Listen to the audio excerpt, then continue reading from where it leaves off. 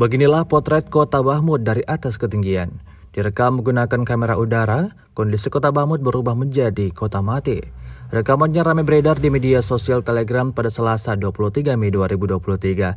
Melihat kondisi wilayah tersebut, Presiden Ukraina Volodymyr Zelensky menyebut Bahmut sudah seperti Hiroshima saat Perang Dunia II.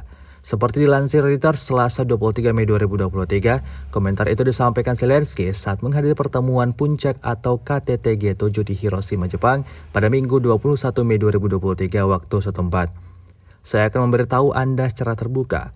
Foto-foto reruntuhan Hiroshima benar-benar mengingatkan saya pada Bahmut dan area pemukiman serupa lainnya. Tidak ada yang tersisa dalam keadaan hidup, semua bangunan hancur, ucap Zelensky kepada wartawan setempat.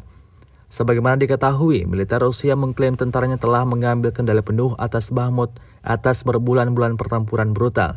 Namun, Ukraina menyebut pertempuran tersebut masih berlanjut. Dalam sebuah pernyataan disebutkan pasukan Ukraina telah berhasil merebut kembali kantong-kantong kecil wilayah di sana dalam 2 minggu terakhir.